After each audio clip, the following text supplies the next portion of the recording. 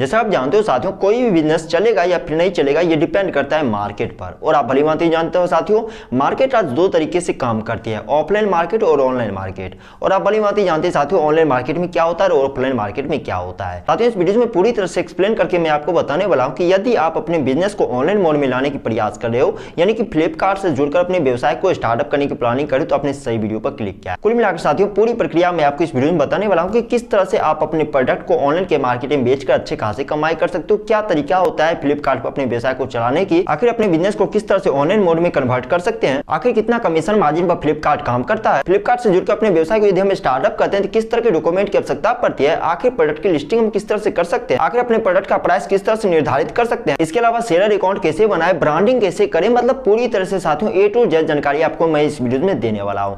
किस तरह से रजिस्ट्रेशन की प्रक्रिया होती है स्टेप बाय स्टेप साथियों आपको मैं बताने वाला हूं। आखिर इस व्यवसाय को स्टार्टअप करते हैं कितना प्रॉफिट मार्जिन प्राप्त कर सकते हैं, कितना इन्वेस्टमेंट की जरूरत पड़ती है, पूरी तरीके से साथियों ए टू जेड जानकारी मैं आपको देने वाला हूं। यानी कि सीधे सी बात में कहे साथियों, तो फ्लिपकार्ट से जुड़कर अपने व्यवसाय को हम किस तरह से स्टार्टअप कर सकते हैं, किसी भी प्रोडक्ट को घर बैठे हम किस तरह से फ्लिपकार्ट पर सेल करके घर बैठे अच्छे खासे कमाई किस तरह से कर सकते हैं, हम ए टू जेड जानकारी आपको देने वाले हैं साथियों। आखिर कौन कौन से लोग फ्लिपकार्ट से जुड़कर अपना व्यवसाय स्टार्टअप कर सकते हैं, किन तरह के प्रोडक्ट फ्लिपकार्ट पर हम सेल कर सकते हैं, फ्लिपकार्ट पर हम अपने व्यवसाय को किस तरह से जोड़ सकते हैं, पूरी तरीके से साथियों ए टू जेड जानकारी आपको इस वीडियो में एक्सप्लेन करके मैं आपको बताने वाला हूं। इसलिए साथियों मैं बार बार रिक्वेस्ट करता हूं, इस वीडियो पर यदि आप बने रहते हैं तो पूरी जानकारी आपको इस वीडियो में कंप्लीट देखने को मिलेगी। जैसा आप जानते हो साथियों, ऑनलाइन मार्केटिंग काफी आसान होती है साथियों, लेकिन इस व्यवसाय को आसान बनाने के लिए काफी स्किल्स की आवश्यकता पड़ती है। यदि आपके अंदर स्किल्स की कमी है साथियों, तो आप ऑनलाइन मार्केटिंग नहीं कर सकते हो। इसलिए साथियों मैं बार बार कहता हूं, इस वीडियो पे यदि आप बने रहते हो, मैं डिटेल से आपको शेयर करने वाला हूं कि किन तरह के स्किल्स अप्लाई करके आप फ्लिपकार्ट से अपने व्यवसाय को चला सकते हो। बताते साथियों, ऑफलाइन के मोड में अपने व्यवसाय को चला चला के थक चुके हो, कुछ प्रॉफिट मार्जिन जनरेट नहीं हो पा रहा, अच्छे खासे कस्टमर नहीं जुड़ पा रहे, ब्रांडिंग नहीं कर पा रहे, कंज्यूम नहीं कर पा रहे सब चीज को, तो आपने सही निर्णय लिया साथियों, अपने व्यवसाय को फ्लिपकार्ट से जोड़िए, आप अच्छे खासे कमाई कर सकते हो। बता दें साथियों, फ्लिपकार्ट पर अपने प्रोडक्ट को सेल करने के एक नहीं बल्कि साथियों हजारों ने लाखों ने करोड़ों प्रकार के फायदे आपको मिलेंगे। कुल मिलाकर साथियों मैं आपको सबसे पहले 10 ऐसे फायदे के बारे में आपको बताने वाला हूं। यदि फ्लिपकार्ट से अपने व्यवसाय को जोड़ते हैं तो आखिर कौन कौन से फायदे आप प्राप्त कर सकते हो, क्योंकि साथियों किसी व्यवसाय को स्टार्टअप करते हैं तो सबसे पहले हम क्या जानते हैं, इससे कितना फायदा मिलने वाला है, इस व्यवसाय को स्टार्टअप करेंगे कितना नुकसान मिलेगा, यानी कि कितना प्रॉफिट और कितना लॉस मिलेगा, इस चीज के बारे में सबसे पहले हम गणना करते हैं। ऐसे हम साथियों फ्लिपकार्ट से यदि जुड़ के खुद का व्यवसाय स्टार्टअप करते हैं तो सबसे पहले हम बताएंगे किन किन तरह के प्रॉफिट मार्जिन आपको देखने को मिलेंगे। पहला प्रॉफिट मार्जिन साथियों यहाँ पर यह देखने को मिलता है कि फ्लिपकार्ट पर कोई भी व्यवसाय अपना व्यवसाय स्टार्टअप कर सकता है। जी हां साथियों, इसके लिए कोई बड़ी कैटेगरी छोटी कैटेगरी की कोई बातें नहीं उठती है। मतलब कि छोटा बिजनेसमैन भी अपना व्यवसाय स्टार्टअप कर सकता है फ्लिपकार्ट की मदद से, बड़ा बिजनेसमैन भी अपना व्यवसाय स्टार्टअप कर सकता है फ्लिपकार्ट की मदद से। मतलब कि किसी भी तरह के प्रोडक्ट यदि आपके पास है तो फ्लिपकार्ट पर सेल करके अच्छी खासी कमाई किया जा सकता है, और ये साथियों बहुत बड़ी बेनिफिट है आम लोगों के लिए। और दूसरा बेनिफिट साथियों यहाँ पर यह देखने को मिलता है कि कम लागत पर आप अपने व्यवसाय को स्टार्टअप कर सकते हो। जी हां साथियों, कम लागत समझने की कोशिश कीजिएगा साथियों। मान लीजिए साथियों हमने पेन पेंसिल मैन्युफैक्चरिंग यूनिट लगाया है, इस यूनिट से साथियों प्राप्त प्रोडक्ट को यदि ऑफलाइन मार्केट में हम सेल करते हैं तो बहुत ज्यादा परेशानियों का सामना करना पड़ता है, क्योंकि साथियों हमारे पास लिमिटेड स्टॉक है, लिमिट प्रोडक्ट है। तो इसे साथियों ऑनलाइन मार्केट में यदि हम बेचते हैं तो अच्छे खासे प्रॉफिट मार्जिन देखने को मिलेंगे, क्योंकि साथियों यहाँ पर अच्छे खासे कस्टमर देश के कोने कोने से जुड़ने को मिलेंगे। मतलब कि ब्रांडिंग बहुत ज्यादा होगा, कस्टमर कंज्यूम बहुत ज्यादा होगा, मतलब कि साथियों एंगेजमेंट काफी ज्यादा बढ़ जाती है, तो हमारा प्रोडक्ट बहुत ज्यादा डिमांड में आ जाता है, हम अपने प्रोडक्ट से अच्छे खासे कमाई कर पाते हैं। और तीसरा बेनिफिट साथियों जिसे कि आप भली भांति जानते हो, ये बेनिफिट साथियों यह है कि सामान्य लोगों के लिए ऑनलाइन मार्केटिंग करना आज कहीं ना कहीं बहुत ज्यादा आसान हो चुका है। मतलब कि किसी भी तरह के प्रोडक्ट का यदि डिमांड होता है घरों में, तो बस मोबाइल उठाए ऑर्डर कर दिए, 2-3 दिनों के बाद हमारा प्रोडक्ट आ जाता है, जिससे हमारे प्रोडक्ट का वैल्यू बहुत ज्यादा बढ़ जाता है और इस सेलिंग कहीं ना कहीं बहुत ज्यादा दोगुने के बदला तेगुना हो जाता है। मतलब साथियों ऑफलाइन में जितना हम प्रोडक्ट सेलिंग करते हैं उसका बहुत ज्यादा रफ्तार पकड़ लेता है ऑनलाइन के मार्केट में।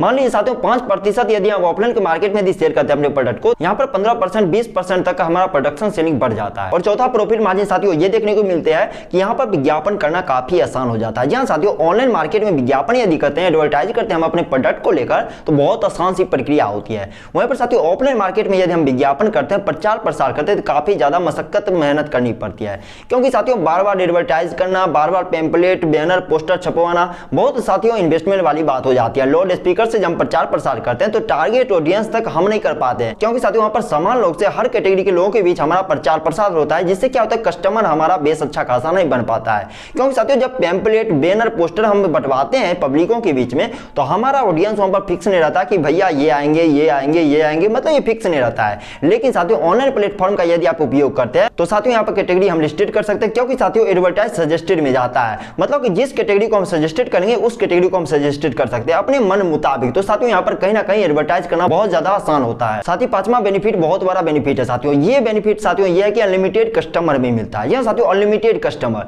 जहां पर ऑफलाइन मार्केट में एक दिन में 5 कस्टमर, 10 कस्टमर, 15 कस्टमर आ रहे हैं, वहीं पर साथियों ऑनलाइन मार्केट में 50, 100, 200, 500 तक कस्टमर आपके बिजनेस से जुड़ सकते हैं। और साथ ही यहाँ पर टारगेट ऑडियंस नहीं रहता है, टारगेट लोकेशन नहीं रहता है। और जहां पर टारगेट ऑडियंस फिक्स है, जहां पर टारगेट लोकेशन फिक्स है ऑफलाइन मार्केट, यहाँ पर साथियों target audience, target location fix नहीं रहता है। मतलब कि कस्टमर देश के कोने कोने से जुड़ते हैं, तो कमाई कहीं ना कहीं अच्छे खासे हम कर पाते हैं। इसके अलावा साथियों सेलिंग रिकॉर्ड यदि आपका अच्छा खासा बढ़ जाता है तो कस्टमर बेस काफी ज्यादा बढ़ जाता है, जिससे आपका बैंक टर्नओवर काफी ज्यादा बढ़ जाता है। और सबसे बेनिफिट साथियों ये देखने को यहाँ पर मिलती है कि हम अपने व्यवसाय को घर बैठे चला सकते हैं। जी साथियों, घर बैठे कहीं पर रहते खाते पीते हम अपने व्यवसाय को ऑपरेट कर सकते हैं। वहीं पर साथियों ऑफलाइन मार्केट में ऐसा कुछ नहीं होता है। हमारा जहां व्यवसाय होता है वहां पर विजिट करना पड़ता है, टाइम स्पेंड करना पड़ता है, कस्टमर आते हैं, डील करते हैं, उसके बाद हम प्रॉफिट मार्जिन लेते हैं। लेकिन साथियों ऑनलाइन मार्केटिंग में ऐसा कुछ नहीं होता है। आप अपने घर बैठे लैपटॉप से, मोबाइल से, कंप्यूटर से जो अपने व्यवसाय को ऑपरेट कर सकते हो। यानी साथियों ऑनलाइन मोड में यदि आप अपने व्यवसाय को स्टार्टअप करते हैं तो आपका प्रॉफिट मार्जिन काफी ज्यादा बढ़ जाता है। यानी साथियों 30% से 7% तक की आपके प्रॉफिट मार्जिन में इजाफा देखने को मिलती है। साथियों जब भी हम अपने व्यवसाय को ऑफलाइन मोड में चलाते हैं तो सबसे बड़ी नुकसान हमको देखने को मिलता है उधार नगद। यहाँ साथियों उधार नगद का माया जाल काफी ज्यादा दुष्प्रभावपूर्ण होता है। यहाँ साथियों ऐसे में यदि ऑफलाइन मोड में यदि अपना व्यवसाय यदि आप स्टार्टअप करते हो तो यहाँ पर उधार नगद का बिल्कुल टेंशन नहीं रहता है कि भैया आज उधार दे दो कल नगद ले लेंगे, ऐसा मतलब साथियों कुछ देखने को नहीं मिलता है। तो ये भी कहीं ना कहीं साथियों अपने आप में एक बहुत ज्यादा प्रॉफिट मार्जिन आपको देता है। और साथियों सबसे लास्ट और मोस्ट इंपोर्टेंट पॉइंट है साथियों, ये पॉइंट है साथियों फ्यूचर मार्केट इसका काफी ज्यादा ब्राइट होने वाला है। आप भली भांति जानते हो साथियों ऑफलाइन मार्केट कहीं ना कहीं बहुत ज्यादा डाउन होती हुई जा रही है, यानी कि साथियों ऑनलाइन मार्केट का क्रेज काफी ज्यादा बढ़ता हुआ जा रहा है। यानी कि साथियों फ्यूचर टाइम में इसका डिमांड काफी ज्यादा बढ़ने वाला है। ऐसे में साथियों यदि खुद के व्यवसाय को यदि ऑनलाइन मार्केट में यदि कन्वर्ट कर दे तो आपका फ्यूचर काफी ज्यादा ब्राइट हो जाएगा, क्योंकि साथियों आपने अपने व्यवसाय को ऑनलाइन मोड में कन्वर्ट कर दिया है। आने वाले फ्यूचर टाइम में साथियों ऑनलाइन मोड काफी ज्यादा क्रेज में रहेगा। इससे हम कुछ नहीं कर पा रहे, अपने व्यवसाय को ऑनलाइन मोड में कन्वर्ट कीजिए, फ्लिपकार्ट से जुड़िए, आप अच्छे खासे कमाई कर पाओगे। तो साथियों अभी तक हमने जाना कि फ्लिपकार्ट से जुड़कर अपना व्यवसाय को हम स्टार्टअप करते हैं ताकि किन किन तरह के फायदे हमें देखने को मिलते हैं। इसके अलावा साथियों और भी कई तरह के फायदे मिलते हैं। तो साथियों ये फायदे वाली बात हो जाती है। अब साथियों मेन पड़ाव पर हम आ चुके हैं कि इस व्यवसाय को हम किस तरह से स्टार्टअप कर सकते हैं, यानी कि फ्लिपकार्ट से जुड़कर अपने व्यवसाय को हम किस तरह से स्टार्ट कर सकते हैं। साथियों बता दें इस व्यवसाय को स्टार्टअप यदि करते हो यानी फ्लिपकार्ट से जुड़कर अपने व्यवसाय को स्टार्टअप करते हो तो सबसे पहला पड़ाव आता है साथियों रजिस्ट्रेशन की प्रक्रिया। आपके सामने डिस्प्ले पर जो साइट शो हो रहा है उन साइट पर आपको विजिट करना है। यह साइट है साथियों फ्लिपकार्ट सेलर अकाउंट का। यहाँ पर साथियों आपको क्लिक करने के बाद आपको सेलर अकाउंट बनाना है। जी हाँ साथियों, यहाँ पर ध्यान दीजिएगा रजिस्ट्रेशन की प्रक्रिया होगी। यहाँ पर साथियों 1 2 3 4 5 6 7 8 7 स्टेप में साथियों आपको बताऊंगा किस तरह से रजिस्ट्रेशन की प्रक्रिया करके अपने जो है डैशबोर्ड को स्टार्टअप कर सकते हो, यानी कि सेलर अकाउंट किस तरह से खोलकर अपने प्रोडक्ट को आप सेल कर सकते हो। बता दें साथियों अभी तक आपने स्किप करके यहाँ तक वीडियो वॉच किया तो अभी बिल्कुल भी आपको वीडियो स्किप नहीं करना है, क्योंकि साथियों स्टेप बाय स्टेप मैं आपको बताने वाला हूँ कि किस तरह से रजिस्ट्रेशन की प्रक्रिया होती है। क्योंकि साथियों अच्छे से यदि रजिस्ट्रेशन की प्रक्रिया पूर्ण कर लेते हो तो साथियों आपका सेलर अकाउंट खुल जाएगा, जहां से आप अपने व्यवसाय को स्टार्टअप कर सकते हो। चलिए साथियों मेन पर आते हैं। हमारा फर्स्ट स्टेप आता है साथियों रजिस्ट्रेशन की प्रक्रिया, जिसमें क्या करना है फ्लिपकार्ट के सेलर अकाउंट खोलने के लिए फ्लिपकार्ट के सेलर जो वेबसाइट पर आपको क्लिक करना है। यहाँ पर क्लिक करने के बाद साथियों वेरिफिकेशन की काम होती है फर्स्ट स्टेप में, जहां पर कि फोन नंबर से वेरीफाई करना होता है, साथ ही साथ ईमेल आईडी भी आपको वेरीफाई करना पड़ता है। यानी कि साथियों फर्स्ट स्टेप बिल्कुल बेसिक है, जिसमें कि ज्यादा आपको मगजमारी नहीं होगी। यानी कि साथियों फोन नंबर से वेरीफाई करके ईमेल आईडी से आपको वेरीफाई कर देना है। इसके बाद आता है साथियों सेकंड स्टेप। सेकंड स्टेप में आपको क्या करना है पिकअप एड्रेस फिलअप करना है। ध्यान दें साथियों पिकअप एड्रेस यदि आप ठीक से यदि फिलअप नहीं करते तो आपका व्यवसाय बिल्कुल भी नहीं चलेगा। मतलब कि साथियों सेकंड स्टेप में क्या करना है पिकअप एड्रेस डालना है। पिकअप एड्रेस का मतलब ये हुआ साथियों जहां पर अपने व्यवसाय को स्टार्टअप करने वाले वहां का प्रॉपर्ली एड्रेस आपको फिलअप करना है। इसके बाद तीसरा स्टेप आता है साथियों जहां पर आपको टैक्स इन्फॉर्मेशन भरना है, साथ ही बैंक अकाउंट के बारे में आपको दर्शाना है। टैक्स इन्फॉर्मेशन लगेगा साथियों यदि आप बिजनेस अकाउंट बनाते हो तो, यदि इंडिविजुअल अकाउंट बनाते हो तो साथियों टैक्स इन्फॉर्मेशन आपको नहीं लगेगा। बता दें साथियों टैक्स इन्फॉर्मेशन भरने के लिए आपके पास जीएसटी नंबर होने चाहिए यदि आप बिजनेस अकाउंट बनाते हो तो। वहीं साथियों यदि आप इंडिविजुअल अकाउंट बनाते हो तो साथियों आपका पैन नंबर से ही आपका अकाउंट वेरीफाई हो जाएगा। फोर्थ स्टेप में आपको ज्यादा कुछ नहीं करना होता है। स्टोर का एड्रेस आपको डालना है, स्टोर का प्राइवेसी क्या उसके बारे में डालना है, स्टोर के संबंधी साथियों किसी भी तरह का डिस्क्रिप्शन है तो उसे आपको सबमिट कर देना है लिख के। साथियों यहाँ पर फिफ्थ स्टेप जो आता है इसको अच्छे से आपको समझने की कोशिश करना चाहिए, क्योंकि साथियों फिफ्थ स्टेप में आपको दो ऑप्शन देखने को मिलेगा। एक ऑप्शन आता है साथियों एड ए सिंगल लिस्टिंग और दूसरा ऑप्शन आता है साथियों एड ए बुल्क लिस्टिंग। समझने की कोशिश कीजिएगा साथियों आखिर बुल्क लिस्टिंग क्या है, सिंगल लिस्टिंग क्या है। बताते साथियों इस व्यवसाय को यदि आप बिजनेस मोड में चलाते हो तो साथियों एड ए बुल्क लिस्टिंग पर आपको क्लिक करना पड़ेगा। वहीं पर साथियों इस व्यवसाय को यदि आप इंडिविजुअल मोड में चलाते हो तो वहां पर आपको add a single listing add करना पड़ेगा। बता दें साथियों बुल्क लिस्टिंग और सिंगल लिस्टिंग का मतलब क्या होता है, जहां पर कि अपने व्यवसाय से संबंधित किसी भी तरह के प्रोडक्ट को यदि फ्लिपकार्ट पर आप सेल करते हो तो साथियों एड ए बुल्क लिस्टिंग पर यदि आप क्लिक करते हो तो एक बार में ही सभी प्रोडक्ट को आप मार्केट में लॉन्च कर सकते हो, यानी फ्लिपकार्ट पर साइट पर डाल सकते हो। वहीं पर साथियों एड ए सिंगल लिस्टिंग पर यदि आप क्लिक करते हो यहाँ पर साथियों एक एक करके एक एक प्रोडक्ट को आपको मार्केट में लॉन्च करना पड़ेगा, यानी कि फ्लिपकार्ट साइट पर आपको एक एक करके प्रोडक्ट लॉन्च करना पड़ेगा, एक एक जैसे प्रोडक्ट को आपको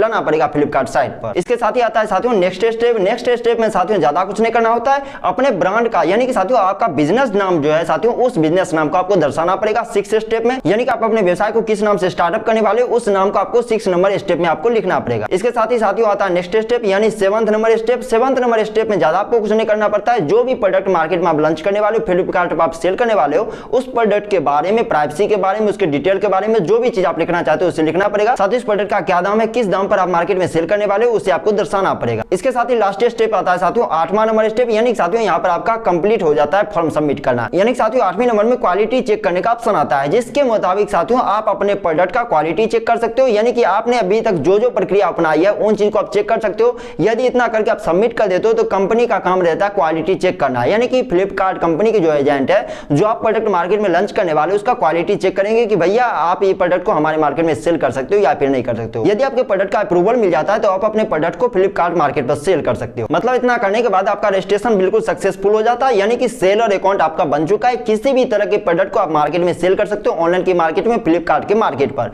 किसी भी तरह के प्रोडक्ट को जो कि मार्केट में सेल किया जा सकता है, किसी भी तरह के प्रोडक्ट को आप सेल कर सकते हो। चलिए साथियों इसके बाद मेन मार्केटिंग के बारे में हम बात करने वाले हैं कि किस तरह से फ्लिपकार्ट काम करता है, फ्लिपकार्ट किस तरह से कमीशन मार्जिन लेता है, किस तरह से फ्लिपकार्ट से जुड़कर हम अपने व्यवसाय को चला सकते हैं। यानी सेलर अकाउंट बन जाने के बाद आपको क्या करना था, प्रोडक्ट लिस्टेड करना पड़ता है कि जो जो प्रोडक्ट आप मार्केट में सेल करने वाले उसे लिस्ट करना पड़ता है। अब जो प्रोडक्ट आप लिस्ट करोगे उस प्रोडक्ट के बारे में अच्छे से आपको प्राइवेसी लिखना है, उसके बारे में डिटेल शेयर करना है, साथ ही उसका प्राइस कीमत आपको फिक्स करना है। ध्यान देना है साथियों प्राइवेसी ऐसा होना चाहिए जो कि कस्टमर को अच्छे खासे लगे। जो कस्टमर आपके प्रोडक्ट को परचेज करते हैं तो उनका प्राइस भी उनके कंफर्ट जोन में होना चाहिए, और साथ ही जो कस्टमर आपके प्रोडक्ट को परचेज करे तो वो कस्टमर आपके प्रोडक्ट से संतुष्ट हो, ऐसा प्रोडक्ट का प्राइवेसी होना चाहिए। इसके बाद आता है साथियों प्रोडक्ट ब्रांडिंग करना या फिर डिस्प्ले करना भी आप कह सकते हो। जी हाँ साथियों इसे आसान सी भाषा में समझाने की कोशिश करता हूं, साथियों इसे आसान सी भाषा में समझने की कोशिश कीजिएगा।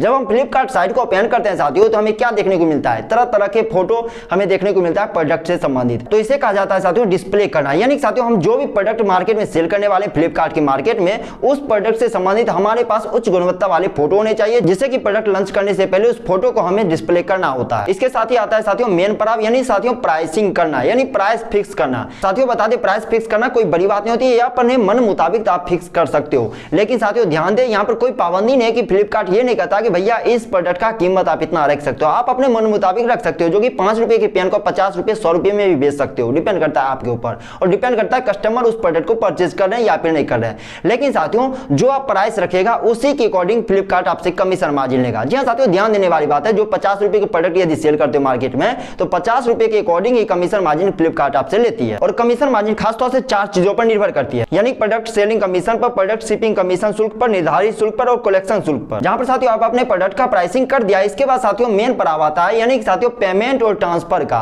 यहाँ साथियों शिपिंग, पेमेंट और ट्रांसफर का। यहाँ साथियों क्या होता है, कोई कस्टमर आपके प्रोडक्ट को यदि खरीदते हैं तो जब तक आपका प्रोडक्ट डिलीवरी नहीं हो जाता है पूर्ण रूप से, तब तक उस प्रोडक्ट का कीमत आपको नहीं मिलता है। जी हाँ साथियों समझने की कोशिश कीजिएगा। मान लीजिए साथियों कोई कस्टमर आपके प्रोडक्ट को ऑर्डर किया, अब आपका प्रोडक्ट उस कस्टमर तक चला जाता है तो यहाँ पर फ्लिपकार्ट अपना कमीशन काट कर उस प्रोडक्ट का जो कीमत बनेगा वो कीमत आपको देता है कि भैया आपका कीमत ये बच्चा, हम अपना प्रॉफिट मार्जिन ले लिए कमीशन के तौर पर और आपका प्रोडक्ट का ये कीमत रहा। मतलब साथियों इस तरह से काम किया जाता है और वो कीमत रजिस्टर्ड बैंक अकाउंट में ट्रांसफर कर दिए जाते हैं। बता दें साथियों इस प्रक्रिया को पूर्ण करने के लिए कुछ डॉक्यूमेंट की आवश्यकता पड़ती है, यानी कि साथियों आपके पास कुछ डॉक्यूमेंट होने चाहिए, तभी आप जैसे सेलर अकाउंट बनाकर फ्लिपकार्ट से अपने प्रोडक्ट को सेल कर सकते हैं। जैसे कि साथियों आपके पास आइडेंटिटी प्रूफ डॉक्यूमेंट होने चाहिए, जीएसटी नंबर आपके पास होने चाहिए, साथ ही एक्टिव बैंक अकाउंट आपके पास होने चाहिए, एड्रेस प्रूफ आपके पास होने चाहिए, टैक्स रजिस्ट्रेशन डॉक्यूमेंट आपके पास होने चाहिए, साथ ही एक्टिव फोन नंबर और ईमेल आईडी आपके पास होने चाहिए। ध्यान दें साथियों यदि आप चाहते हो कि लंबे स्तरों तक फ्लिपकार्ट से जुड़कर अपने व्यवसाय को चलाए, अच्छे खासे कमाई करे, तो साथियों अपने प्रोडक्ट से संबंधित कुछ फीडबैक अच्छे खासे रखने पड़ेंगे।